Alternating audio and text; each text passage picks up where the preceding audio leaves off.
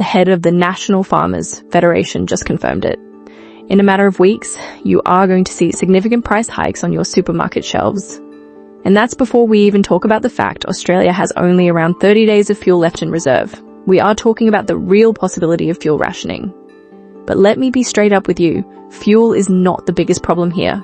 The real crisis, the one they aren't talking about on the news, is what's happening to our food supply. So I am going to show you the hard data and the exact timeline for how this is going to impact your family budget and the steps you can take to prepare, because this slow, predictable failure from Canberra, it's a pattern. You've seen it before with interest rates, haven't you? First denial, then panic, then households paying the price.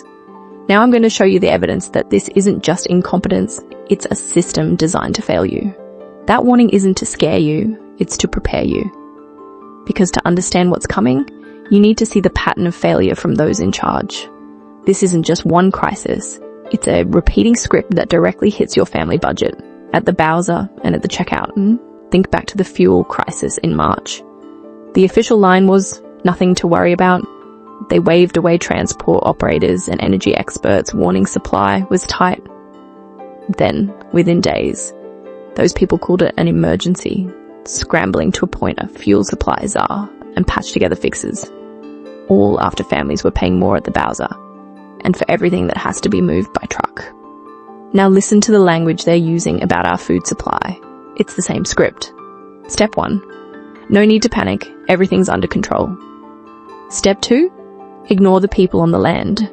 The farmers and growers saying fertilizer, fuel and transport costs are putting production and supply at risk. We're right back at the nothing to see here stage, just with groceries instead of petrol. Because right now it feels like every time we are told not to worry, that is the exact time things start getting worse. Can you see that pattern? Or is it just me? They deny there's a problem, ignore the experts, wait until it blows up, and then you wear it through higher fuel, higher food, and another hit to a stretched budget. You are on your own. It's your mortgage, your rent, your kids' lunchboxes, not theirs. According to the 2025 Food Bank Hunger Report, nearly 3.5 million Australian households were already living with food insecurity. Around 1 in 3 households. That's parents quietly skipping dinner so the kids can eat, and lunchboxes getting a little barer each week because the numbers just don't add up. When I talk about a pattern, it's not just fuel or food. You can feel it in housing and power bills, calm press conferences, and you staring at a bank app that says there's nothing left after the basics. Have you felt this disconnect between what you're told and what you're living? Share your experience in the comments below. You're not the only one. But let me be straight up with you. As infuriating as this incompetence is, what's happening in Canberra is a sideshow. Even if every minister were brilliant, they still can't control the global fuel markets, fertilizer shortages, and shipping costs driving this crisis. Until you understand that bigger global picture, you can't prepare for what's coming next. So let's talk about those global forces. To understand the coming shock to your grocery bill, you need to see the dominoes already toppling. The first domino is the global fuel crunch. A conflict in the Middle East cuts oil supply, and you feel it every time you're at the Bowser watching dollars race up faster than liters. But it's not just about filling your tank. Oil runs the food system, ships bringing in goods, tractors in our paddocks, and, most critically, the factories that make fertilizer. That knocks over the second domino. As fuel prices spike, farmers worldwide get hit with what the FAO's chief economist calls a dual cost shock. First, the price of essential fertilizers blows out. I'm not guessing. One key type, Egyptian urea, jumped 28% in a single month. You don't normally see a move like that in a year. At the same time, the cost just to run machinery and move food to market is surging with every dollar added to fuel. Let me be straight up with you. This is not my opinion. This is straight from the UN's Food and Agriculture Organization and their trade arm, UNCTAD. Both are saying the same thing. This exact chain reaction is already underway. And they're openly warning it will push up food prices and cost of living pressure in countries like Australia. So you can see the dominoes lining up. Fuel jumps, farmers get smashed by fertilizer, and fuel costs. And the final domino is your trolley and receipt at Coles or Woolies. This is a global chain reaction. But some countries are taking on a lot more water than others. You might assume we're all in the same boat. We're not. Understanding the global picture matters, but it's dangerously incomplete. Australia has a hidden weak spot in this chain, a specific vulnerability that can turn a global problem into a full-blown domestic food crisis. And once you see that, you'll look at your weekly shop very differently. So what is that specific weakness? It's what I call Australia's double bind, a two-punch combination that makes us uniquely vulnerable, and it's already landing. First, our extreme dependency on fertilizer. Let me be straight up with you. We import up to 96% of our urea. 96. We are almost completely dependent on foreign countries for something we absolutely cannot grow food without. And with nearly half the world's supply coming from the now disrupted Gulf region, our domestic stocks are so low they could be exhausted by mid-April. This is the definition of a fragile system. You can't negotiate with a planting season. If you miss the window, the entire crop is gone. Second, our absolute reliance on diesel. Our entire food supply chain, from the tractor in the field to the truck delivering to Coles and Woolies, runs on it. It doesn't matter how many solar panels we have on our roofs. You cannot replace diesel to get this job done. It is the lifeblood of our food system, and the artery is hardening. And this isn't some problem for the future. It's hitting us right now. Diesel prices are up over 50%. Supermarkets are already passing the cost on. Woolworths has increased its freight fuel levy by a staggering 70%. Don't just take my word for it. Michael Hempson, the CEO of the Norco Dairy Co-op, said this situation makes COVID look like a tea party. Think about that. All the chaos of the last few years, and he's saying this is worse. And the president of the National Farmers Federation, Hamish McIntyre, warns exactly where you'll see it first. The price rises start with dairy, then our fruit and veg, and then our intensive animal industries. We've looked at the two jaws of the vise tightening on our country: fertilizer dependency and diesel reliance. But what does that actually mean for your family budget? For the receipt you get at the checkout next week? Let's move from the system to the supermarket aisle, because now we're going to break down precisely how this double bind translates into the price you will pay for milk, for bread, for meat. The numbers are confronting, but you need to see them. We've talked about the system. Now the supermarket aisle, and the first hit is the milk in your fridge. Norco's CEO says a 30 to 50 cent per litre hike wouldn't be unreasonable just to cover exploding fuel costs. If your family goes through 3 to 4 litres a week, that's roughly $50 to $100 extra a year, just on milk. Dairy is just the start. The National Farmers Federation says next in line are your other staples and fresh fruit and veg, eggs, meat and bread. So expect milk to jump first and then these basics to follow. And start factoring higher prices into your weekly shop and household budget now. That diesel price, the spike, and fertilizer shortage we walked through earlier. This is where they land, in the cost of growing and trucking food, then straight onto your weekly bill at the checkout. This isn't distant. It's already in the supply chain and will hit your receipts within a matter of weeks. But it's not just the extra dollars on your trolley. It's the grind of trying to make the numbers work. Standing at the checkout, adding prices in your head, sitting at the kitchen table, reworking the grocery budget so the card doesn't bounce. That's not you being oversensitive. It's a hidden mental tax this mess is putting on our families. In the next part, I'm going to walk you through what this cost of living anxiety is actually doing to your brain.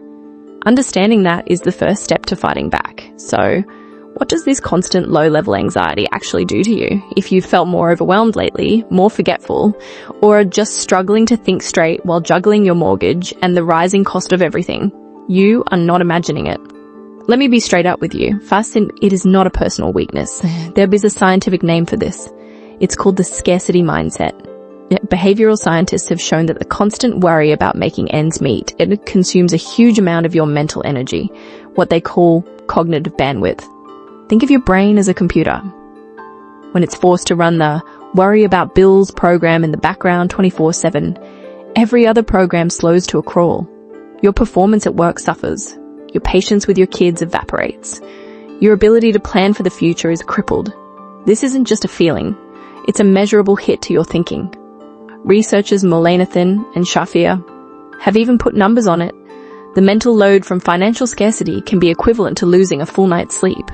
It can temporarily knock your cognitive function down by about 13 IQ points. And we can see that playing out across the country. A national 2025 survey here in Australia found something pretty stark. Compare the Market reported that 48.7% of Australians say their anxiety and depression have worsened directly because of these cost of living pressures. You are literally being robbed of your ability to think clearly. This is why advice like just tighten your belt is so utterly insulting and useless. It ignores the very real cognitive burden that makes just budgeting feel impossible in the first place. You're being told to run a marathon after someone has stolen your shoes and tied weights to your ankles. Vic Health and Monash have tracked exactly how this plays out as a vicious cycle. The stress impairs your ability to make good decisions, which can reduce your productivity and earning potential, which then makes the financial situation even worse. But the immediate danger of this mental exhaustion isn't just about your long-term finances. It shows up in something much more urgent. When your brain is this taxed, what kind of decisions do you make at the supermarket at 5 p.m. after a brutal day? You don't reach for the healthy, long-term option. You reach for whatever is fast, easy, and cheap. And that is exactly how this financial crisis quietly begins to morph into a personal health crisis for your family. So let's be straight up about that 5 p.m. supermarket decision. You're standing there, drained. One hand holds a $25 bag of fresh groceries, chicken and veg. The other, a 12th box of processed snacks and frozen meals. The 12th box feels like the choice, but what we're really doing is taking out a high-interest health loan our family will repay later. Not in dollars, but in doctor's bills and lost energy. And here's the brutal reality. The way prices are moving is pushing us toward food that makes our family sick.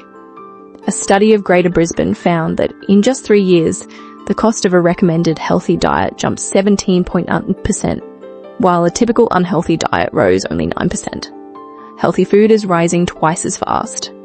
On a tight weekly budget, that gap shows up every shop, nudging us toward the cheaper, more processed option because it feels like the only rational choice. CSIRO says this won't stop. By 2030, our ultra-processed intake is set to jump 18%, while fruit drops nearly 10%. Even The Lancet has joined the dots. As Australia's diet creeps towards 50% ultra-processed foods, our burden of chronic disease climbs with it. More diabetes, more obesity, more heart disease.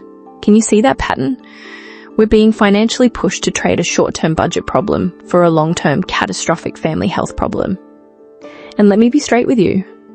Chronic illness is one of the fastest ways to destroy middle-class wealth.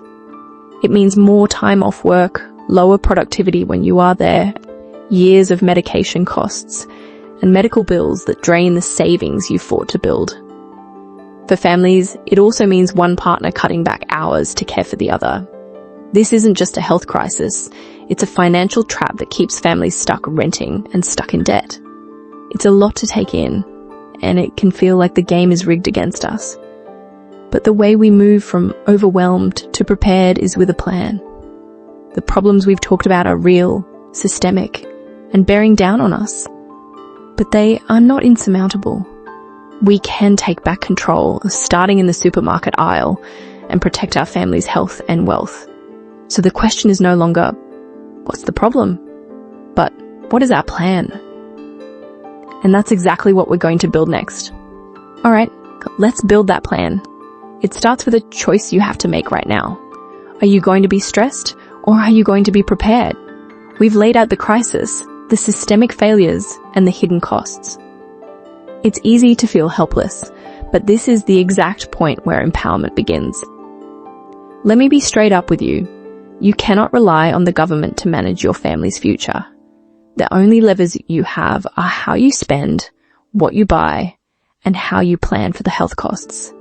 This is where we choose to move from being stressed to being prepared.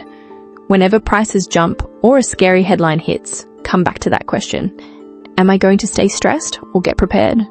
Now, preparation isn't panic buying or building a bunker. The difference between being stressed and being prepared often comes down to the decisions you make before the crisis fully hits. You build structure into your groceries and your budget so that scarcity mindset doesn't run the show. And you protect a nutrition buffer now, so rising prices don't turn into a long-term health crisis later.